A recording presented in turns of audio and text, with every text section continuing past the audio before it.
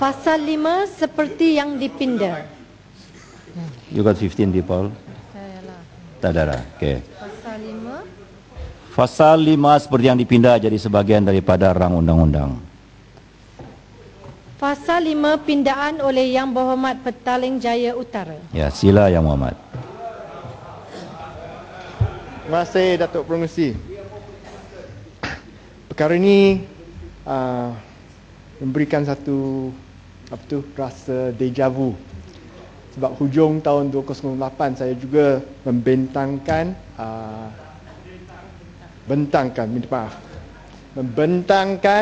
pindaan kepada pindaan AUKU tahun 2008 yang juga membawa banyak pindaan yang seperti apa yang dibuat oleh kerajaan sekarang dan pindaan yang minta ditambah dalam pindaan dalam pindaan saya, cadangan pindaan saya. So saya harap kali ini bukan saja pindaan daripada sahabat saya kat Rembau akan diterima. Saya harap juga hujah-hujah saya akan memberikan tarikan cukup baik kepada menteri supaya ia juga akan diterima oleh Yang Berhormat Menteri supaya benar-benar kita akan ada satu undang-undang yang memberikan ruang yang cukup baik kepada pelajar-pelajar kita untuk ada satu suasana untuk menjadi seseorang insan yang menyeluruh, holistik. Okay. Yang pertama sekali yang saya ingin pindah adalah pasal 15(2)(2)(B), di mana ia berkata bahawa seseorang pelajar tidak boleh menjadi ahli mana-mana persatuan, pertubuhan, badan atau kumpulan orang yang bukannya suatu parti politik yang ditetapkan oleh lembaga sebagai tidak sesuai demi kepentingan dan kesentosaan pelajar atau universiti itu. Fasal ini sepatutnya dibaca bersama dengan fasal A yang di mana kata seseorang pelajar universiti tidak boleh menjadi ahli mana-mana persatuan, pertubuhan, badan atau kumpulan orang yang menyalahi undang-undang sama ada di dalam ataupun di luar negeri.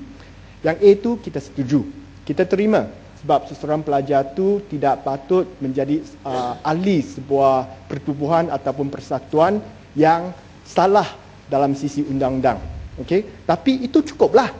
Kalau salah dalam sisi undang-undang, seorang penuntut tak boleh masuk, kita terima.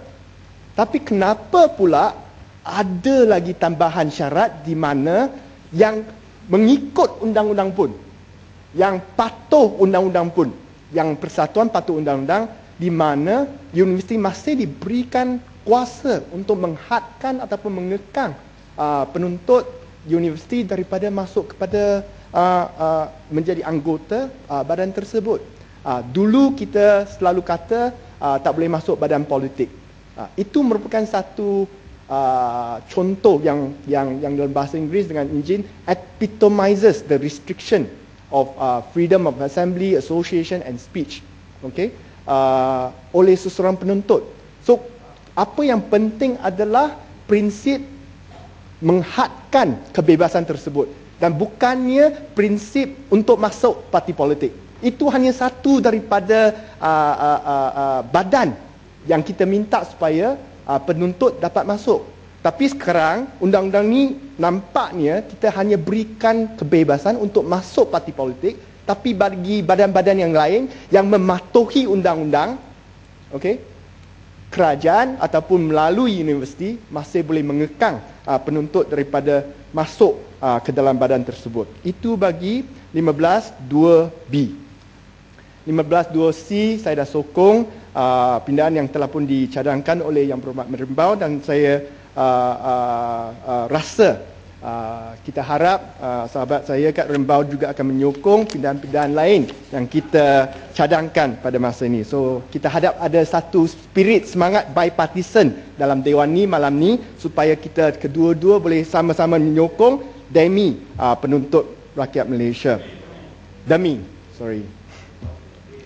Okey, bagi pasal 15(2)(D. Ini penting.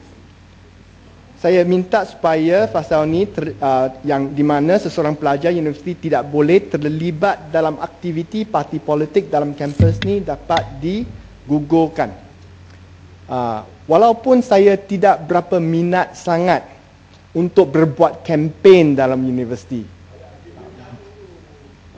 Saya tak berapa minat.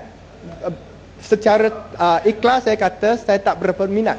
Tetapi saya tak berapa minat ataupun tak berapa lihat baik, tidak maksudnya perkara itu patut diharamkan. Dan saya rasa perkataan-perkataan yang digunakan dalam pasal ni adalah terlalu longgar. Apa pun boleh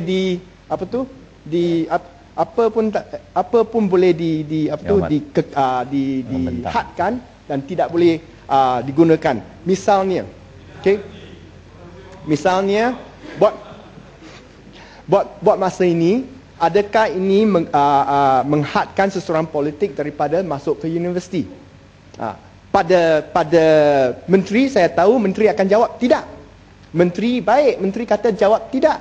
Tapi secara praktikalnya kita tahu kat universiti, ada pihak-pihak yang tertentu yang akan kata, dia ni datang dari DAP, tak boleh masuk dalam universiti. Kalau saya bagi dia masuk, nanti menteri tak suka sama saya.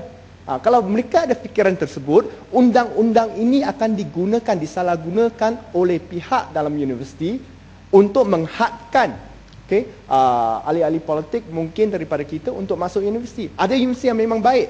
Saya telah masuk UIA dan beberapa universiti yang lain untuk memberikan debat, forum dan lain-lain. Tetapi ada juga jemputan, misalnya daripada Universiti Malaysia, di mana seorang lecturer telah pun menjemput saya untuk memberikan pandangan kepada beberapa penuntut mereka. Tetapi selepas 2 minggu, lecturer panggil balik kata, minta maaf, permohonan saya untuk supaya you boleh masuk cakap dengan penuntut sudah pun ditolak oleh pihak atasan. So kita harap perkara ini dapat tidak terjadi lagi.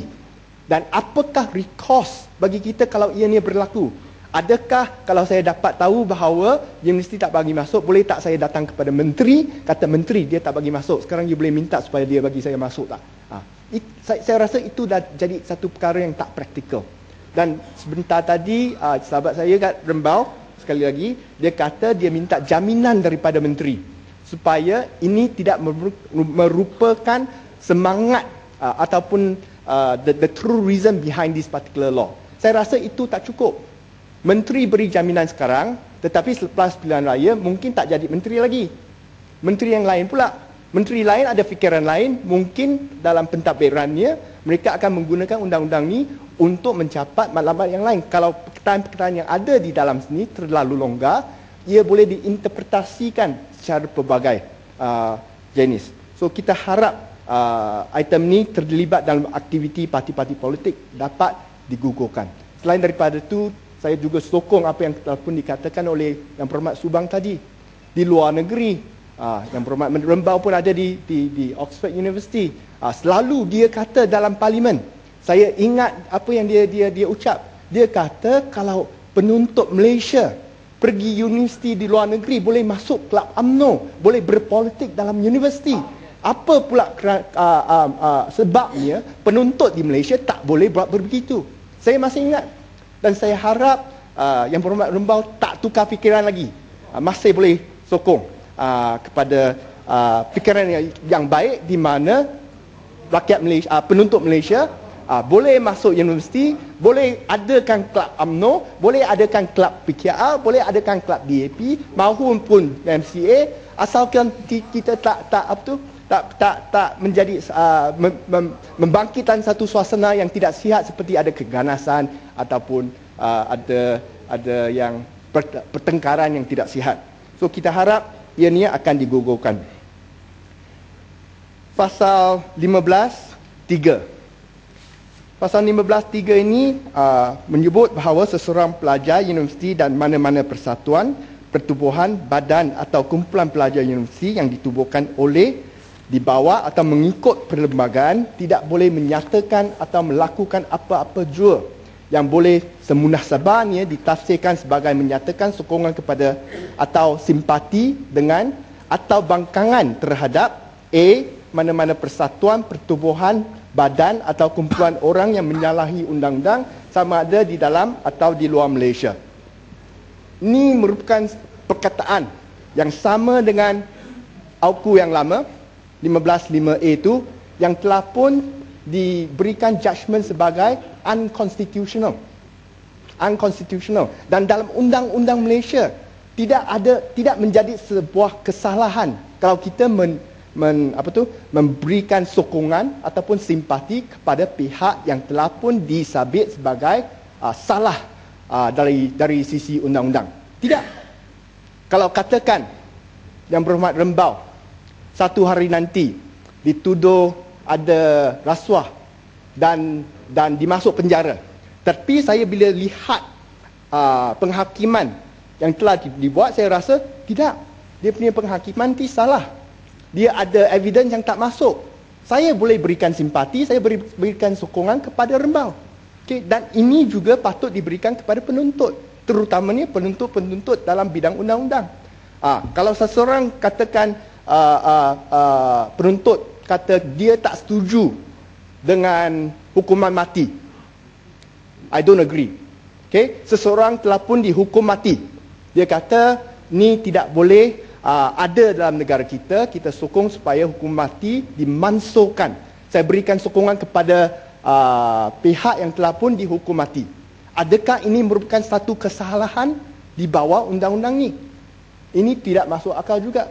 So seseorang penuntut patut diberikan ruang untuk memberikan sokongan ataupun simpati kepada sesiapa pun. Okay. Dia tak boleh masuk dalam persatuan haram. Saya setuju. Tapi ini tidak bermaksud dia tidak boleh memberikan pandangan yang memberikan sokongan kepada pihak-pihak yang tertentu. Ini merupakan freedom of thinking, freedom of speech. Video utara. Yang Muhammad, Tak boleh. tengah bentang usul Yang Muhammad. Ya. Ringkaskan Yang Muhammad. BJ Utara, ringkaskan. Tak panjang. Okey. Dan bahagian B di mana ia juga tidak boleh menyatakan sokongan kepada atau simpati dengan atau bangkangan terhadap mana-mana persatuan, pertubuhan, badan atau kumpulan yang orang yang ditetapkan oleh lembaga sebagai tidak sesuai demi kepentingan dan kesentosan pelajar atau universiti tersebut. Ini sekali lagi merupakan memberikan kuasa mutlak kepada pihak universiti untuk menghadkan kebebasan penuntut dalam universiti. So saya rasa kalau yang salah pun kita boleh berikan sokongan, jangan kata yang halal ataupun yang mematuhi undang-undang. Bukan peranan bagi lembaga universiti untuk menghadkan ataupun memberikan pandangan bahawa hanya dia yang mematuhi undang-undang kita boleh sokong, yang lain yang mematuhi undang-undang kita tak boleh sokong. So prinsip sokong, bukan sotong. Prinsip neutraliti ni yang telah pun dibahas oleh Yang Berhormat Menteri dengan Yang Berhormat Subang, saya rasa tafsirannya sudah salah sikit daripada Yang Berhormat Menteri. Prinsip neutraliti ini bukan kata you tak boleh kata ni, you tak boleh kata ni untuk mengekalkan neutraliti.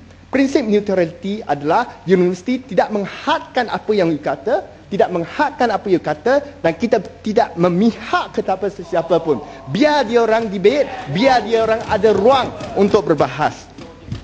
Akhir sekali bagi pasal 15 4. Okey, di mana saya meminta supaya satu ayat dipotong. Pasal 4 ni berbaca bahawa apa pun subsection 3, seseorang pelajar universiti tidak boleh dihalang daripada membuat pernyataan mengenai sesuatu perkara akademik yang berhubungan dengan perkara yang pelajar itu terlibat dalam pengajian atau penyelidikannya. This is excessive control. Okay? This is excessive control kerana dalam masa ini the spirit of learning. Dan bila Yang Berhormat Menteri tadi memberikan pandangan tentang apa maksudnya pengajian tinggi, I was like in a dream, in a very sweet dream, sebab sedap dengar jawapan daripada Menteri. Tetapi bila bangun, bila baca ni lagi, kita nampak masih ada dalam penjara. Kenapa ni kita perlukan seseorang akademik hanya boleh memberikan pandangan dalam bidang akademik mereka. Saya rasa seseorang akademik tak kira seorang fizisis ke, seorang saintis ke, seorang social scientist ke, lawyer ke, engineer ke, apa-apa bidang akademik yang mereka ingin memberikan pandangan, mereka patut ada kebebasan untuk berikan pandangan. Ini pun pandangan akademik saja, bukan pandangan apa-apa. So saya rasa tidak ada perlunya ayat di mana yang kata yang berhubungan dengan perkara yang pelajar itu terlibat dalam pengajian atau penyelidikannya. Okay? And dalam universiti-universiti luar negeri yang seperti Harvard, Oxford sekarang telah pun menubuhkan banyak institusi cross-disciplinary learning. Okay? Dan kita memerlukan the cross-fertilization of ideas antara pihak sains dengan arts, dengan bidang-bidang yang lain supaya kita benar-benar mencapai hasrat kita untuk mencapai institution, a real institution of learning. Okay? Dan akhir sekali 15/4 B, ni senang saja. Walau apapun Seksyen 3, seorang pelajar universiti tidak boleh dihalang daripada menyatakan pendirian mengenai perkara yang disebut dalam perengan A dalam sesuatu seminar, simposium atau majlis seumpamanya yang tidak dianjurkan atau ditaja oleh mana-mana persatuan, pertubuhan, badan atau kumpulan orang yang menyalahi undang-undang sama ada di dalam atau di luar Malaysia. Itu dah cukup lah. Okay? In a symposium, don't restrict. Kenapa pula kena tambah atau mana-mana persatuan, pertubuhan, badan atau kumpulan orang yang ditetapkan oleh lembaga di bawah perengan 3B sebagai tidak sesuai demi kepentingan universiti dan kesejahteraan pelajar atau universiti tersebut. Dan kita dapat lihat dalam perkara ni, tidak ada had, parti politik pun masih boleh dihadkan. Kalau kita baca di sini, tidak ada kekangan di mana kata, okey, dia parti politik, dia penuntut tersebut masih boleh berucap dalam simposium yang dianjurkan oleh parti politik. Dalam perkataan-perkataan seperti ini, okay, walaupun parti politik, kalau universiti tersebut kata, parti DAP ni parti resis. Betul atau salah kita tak nak bahas sekarang lah. Okay? Kalau mereka kata parti ni tak boleh guna, okay, ya, dia tak bagi masuk simposium. Sama dengan UMNO. Kalau ada seseorang pensyarah ataupun lembaga, dia kata parti UMNO, parti resis, dia ada simposium tak boleh buat. Sama juga. So kenapa kena ada had tersebut? Betul lah. Asalkan simposium, bagilah peluang bagi untuk buat presentation mereka. So kita harap ayat, sebahagian ayat daripada klausa ni dapat dipotong, iaitu atau mana-mana persatuan, pertubuhan, badan atau kumpulan yang ditetapkan oleh lembaga di bawah perengan 3B sebagai tidak sesuai demi kepentingan dan kesentosan pelajar yang atau universiti tersebut. Ini dapat dipotong. So dengan itu saya mengucapkan terima kasih kepada Tuan Pengerusi dan kita harap kita ada satu bipartisan situation dalam Dewan ni malam ni untuk memberikan ruang yang lebih bebas kepada penuntut di Malaysia. Terima kasih.